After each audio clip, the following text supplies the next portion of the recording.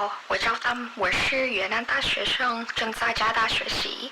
今天我要告诉你们我怎么准备中文的期末考试。谢谢你们点击我的视频。 Okay, that's my attempt to use my broken Chinese, but at least I tried, right? Trước khi vô một cái thông báo nho nhỏ thì các bạn hãy đừng quên ủng hộ mình bằng cách subscribe, like và bấm chuông thông báo nha. Xin chào bạn.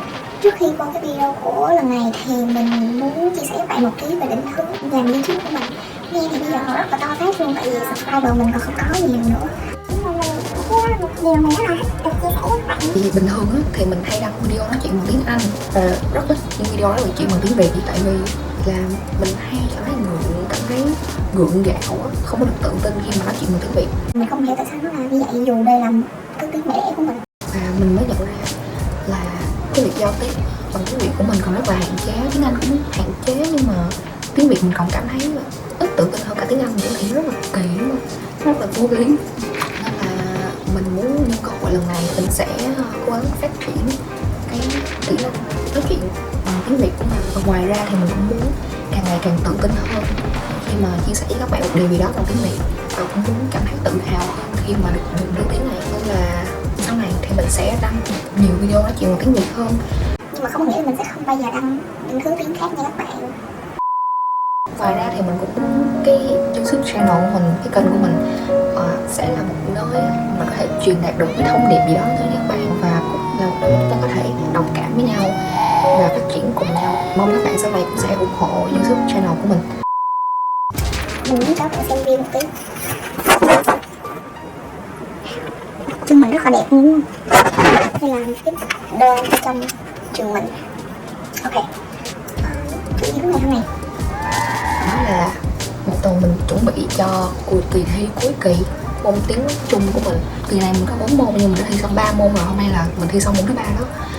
Nên là mình bật máy quay liền luôn. Là mình sẽ có tổng cộng là khoảng 6 ngày, gần một tuần, thì nói một tuần đi ha, để chuẩn bị cho kỳ thi cuối kỳ của môn tiếng Trung. Rồi muốn chia sẻ với các bạn cách học tiếng Trung của mình như thế nào và chuẩn bị kỳ thi cuối kỳ như thế nào. tự nhiên bầu trời tắt nắng. Thật sự. Bây giờ các bạn đừng nói bây giờ là 7 giờ tối rồi. Bầu trời 7 giờ đã sáng vậy đó. Sau khi các bạn coi video này thì mình mong là các bạn sẽ tìm thấy được cho mình một cái động lực nào đó để bắt đầu học một cái thứ tiếng mà các bạn thích, hoặc là những thứ tiếng đó các bạn cảm thấy sẽ rất là hữu ích cho những công việc của các bạn sau này. Còn bây giờ thì tụi mình bắt đầu vô video này thôi.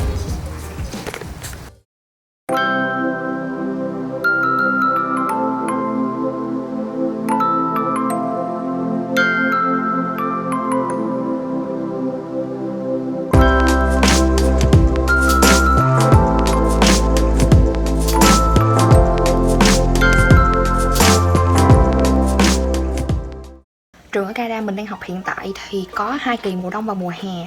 Mùa đông là kỳ chính và có term 1 và term 2. Thì term 1 là mình học course tiếng Trung đầu tiên ở đại học.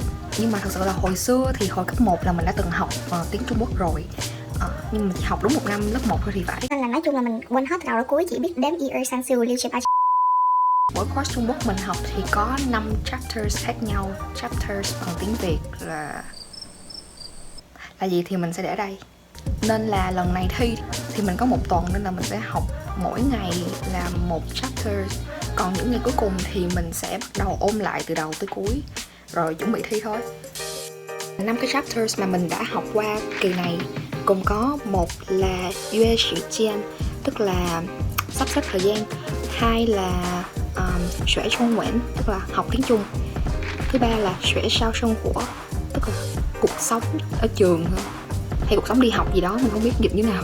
Còn thứ 4 là mại tôn si, tức là shopping, mua sắm. Còn cuối cùng là giao thông. Thì các bạn có thể đoán chủ đề đó là về gì không? Giao thông. Và trước khi mà vô từng ngày học của mình thì mình muốn phân tích một vài đặc điểm mà tiếng Trung và tiếng Việt giống nhau, mang lại lợi thế cho người Việt mình khi mới bắt đầu học tiếng Trung, để mà sau khi các bạn nghe được những điều này thì các bạn sẽ có thêm một chút động lực để bắt đầu học tiếng Trung. Nhưng mà trước khi mà mình nêu những điều này thì mình muốn nhấn mạnh là mình mới bắt đầu thật sự học tiếng Trung từ 8 tháng trước thôi, nên là những điều mà mình nói thì từ phương diện một người mới bắt đầu học sẽ có sai sót ở đâu đó. Thế nên các bạn đừng chỉ nghe từ phía mình mà hãy học từ những người thầy cô dạy tiếng Trung chuyên nghiệp nha. Đầu tiên thì mình muốn nhắc tới thanh điệu. Tiếng Trung thì có 4 thanh điệu, đó là Mình ví dụ thanh điệu bằng chữ A. A, A, Á, Á. Mình hào hứng quá các bạn thông cảm. Thì mình thấy là những cái thanh điệu đó rất là giống như bên Việt Nam mình, dấu sắc, dấu hỏi, dấu nặng chẳng hạn. Nên là mình nghĩ là việc phát âm hay là đạt được những cái lên xuống thanh điệu của bên tiếng Trung sẽ không phải là khó khăn đối với người Việt mình. Còn tiếp theo, Phật từ vựng. Các bạn cũng biết là tiếng Việt mình chịu ảnh hưởng của chữ Hán rất là nhiều, nên là tiếng Trung và tiếng Việt mình thì có nhiều chữ giống về nghĩa mà giống về phát âm nữa. Ví dụ như vừa nãy mình nói chữ giao thông tức là giao thông, chữ khác là chữ thiên tức là thiên ngày, chữ niễn tức là niên năm, chữ nọ tức là não, và chữ tiên nọ. Mình thấy chữ rất là thú vị. Các bạn có biết nó nghĩa là gì không? Nghĩa là điện não, tức là máy tính. Máy tính. Điều thứ ba là ngữ pháp. Tiếng Việt lẫn tiếng Trung đều không cần phải chia động từ giống như tiếng Anh hay là tiếng Pháp. Mình sẽ đưa ra một cái ví dụ. Thì như bên tiếng Anh, khi mà mình muốn nói là tôi đã ăn thì I eat thành I ate. Bên tiếng Việt và tiếng Trung thì không một cái chia động từ mà chỉ cần cho thêm một cái từ nào đó vô thôi. Ví dụ tiếng Việt mình thì nói là tôi đã ăn hay là tôi ăn rồi. Còn như tiếng Trung thì họ có thể dùng chữ là l, thì họ có thể nói là 我吃了, tức là tôi ăn rồi. Và đó là một vài đặc điểm mà tiếng Trung và tiếng Việt giống nhau. Nhưng mà mình không muốn nói là học tiếng Trung rất dễ nha các bạn. Tiếng Trung và tiếng Việt cũng có rất là nhiều điểm khác nhau. Ví dụ như thì bên tiếng Trung có những cái dạng cấu trúc câu nó rất là lạ và phức tạp, Nhưng mình sẽ không nhắc tới tại vì nó chỉ làm các bạn rối não thôi. Ok, mình nói nhiều quá, bây giờ thì vô chủ đề chính. Cách mình ôn thi cuối kỳ môn tiếng Trung. Việc đầu tiên trước khi mình học, mình sẽ bật cái app gọi là Flora lên. Mình mới tìm thấy app này ở trên cái bản tin ký túc xá của mình thôi, chứ không tài trợ gì đâu nha các bạn. App này thì giúp mình tránh phân tâm bởi những thứ trên điện thoại và hoàn toàn tập trung vào việc học. Mình chỉ cần set thời gian mà mình muốn tập trung vào một việc gì đó, sau đó thì học thôi. Và trong lúc mình học thì cây sẽ được trồng, và nếu mà mình vào điện thoại rồi bấm ra những cái app khác thì cây sẽ bị chết. Mình thấy cái app này rất là hay, tại vì không những là nó giúp mình không bị phân tâm khỏi những việc mình cần sự tập trung cao độ, mà mình còn có thể góp một khoản tiền rất nhỏ thôi để giúp trồng cây thật ngoài đời, để chung tay góp phần bảo vệ môi trường. Thường thì mình sẽ học phần từ vựng đầu tiên. Từ vựng thì mình sẽ ghi ra một cái Google Doc. Mình không có thích xài Words trên máy tính, tại vì nếu mà mình lỡ mất cái máy tính đó thôi là mất hết luôn tài liệu. Thế nên là mình thích dùng Google Docs, tại lúc nào nó cũng online, mình chỉ cần còn cái Gmail và có mạng là ok, là mình có thể bật tài liệu bất cứ lúc nào. Việc đầu tiên học từ vựng thì mình sẽ lập một cái bảng, một cái table. Cột đầu tiên thì mình sẽ để English meaning hay là ý nghĩa bằng tiếng Anh, hoặc là tiếng Việt cũng được, tùy theo các bạn. Mình thì mình thường hay sử dụng tiếng Anh để học hơn, nên là mình sẽ dùng tiếng Anh. Rồi cột thứ hai thì mình sẽ để character, tức là chữ viết tiếng Hán, Hán sư. Và cột thứ ba thì mình sẽ để pinyin và cái tone hay là cái thanh điệu. Dù là mình sẽ học nhiều cái course tiếng Trung khác nhau, nhưng mà mình sẽ luôn để từ vựng của từng cái course đó vào đúng một cái Google Doc này. Vì mình không chỉ dùng cái Google Doc này để luyện tập cho bây giờ thôi, mà còn cho sau này nữa. Và sau này thì có ai đó bắt đầu học tiếng Trung sau mình thì mình có thể share cái Google Doc này cho họ. Thực sự là mình thấy học phần thanh điệu rất là khó luôn các bạn. Nhất là khi mà các bạn mới bắt đầu học nữa thì nó cực khó để mà phân biệt các cái thanh điệu. Như mình bây giờ mình học 2 course, tức là được 8 tháng rồi. Có những lúc mình vẫn không phân biệt được thanh điệu số 1, thanh điệu số 4 và không có thanh điệu. Ví dụ như A hay là A. Cái A là thanh điệu số 4 á, thì trừ khi mà phải nói kiểu mà A như vậy thì mới nghe rõ. Chứ nếu mà nói mà nhanh đó thì kiểu mà A thì nghe y chang số 0 và số 1 vậy á. Trong khi mà mình đánh chữ của cái bảng thì mình sẽ nhẩm trong đầu cái chữ đó, hoặc là nói to ra luôn.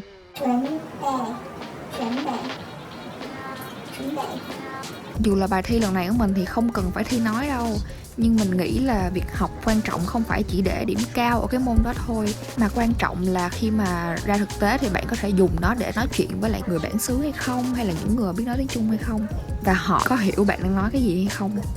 Ok, tiếp theo là phần ngữ pháp. Phần ngữ pháp là phần mà các bạn phải nắm thật chắc, vì sai ngữ pháp thì may lắm người ta mới có thể cố hiểu câu bạn nói là gì. Nhưng đa phần thì sẽ làm cho câu nói của bạn bị mang sai ý nghĩa gốc hoặc chẳng có ý nghĩa gì cả. Bình thường thì mình sẽ ghi tay những ngữ pháp mình đã học, vì mình cảm thấy làm vậy sẽ giúp mình in sâu kiến thức vào đầu một cách hiệu quả hơn so với việc đánh máy. Mình sẽ ghi vào iPad bằng app GoodNotes chứ không ghi ra giấy để tránh lãng phí tài nguyên. Còn những gì mình sẽ ghi ra ngữ pháp đó là gì, ý nghĩa của nó, cách dùng, khi nào dùng thì sẽ hợp lý. Vậy phần nghe là phần mình luôn gặp khó khăn khi bắt đầu học một ngôn ngữ mới. Vì phần nghe cần bạn bỏ ra nhiều thời gian để coi phim, nghe nhạc, coi YouTube bằng tiếng Trung, nhưng không phải theo kiểu giải trí đơn thuần như các bạn. Để tiến bộ các bạn cần phải vừa xem phim, nghe nhạc, vừa phải vận động não, dịch ra hay là cố hiểu người ta nói cái gì. Mà khi mà các bạn đã lỡ bị cuốn hút vào bộ phim đó rồi hay là bài nhạc đó rồi á, thì đâu còn tâm trí nào mà để mà dịch nữa. Thế nên đây là phần mà các bạn cần phải bỏ nhiều thời gian, công sức và phải có kỷ luật của bản thân, tránh làm cho tính chất giải trí sao nhãng việc nghe hiểu của các bạn. Và cuối cùng là phần áp dụng thực tế. Phần này thì đương nhiên các bạn cần phải giao tiếp với những người đang học tiếng Trung, những người giỏi tiếng Trung hay là dân bản xứ. Mình thì join những cái cộng đồng trên Facebook.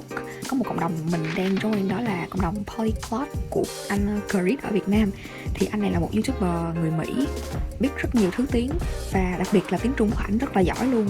Ảnh có đăng những video chia sẻ về cách học tiếng Trung trên YouTube của ảnh, là các bạn hãy thử lên và coi nha. Tốt hơn nữa thì các bạn có thể join cái cộng đồng trên Facebook đó của ảnh để chúng ta cùng nhau học tiếng Trung. Ngoài ra thì mình cũng có tải một cái app gọi là Hello Talk. Trên app này thì các bạn có thể giao lưu với rất nhiều người trên thế giới.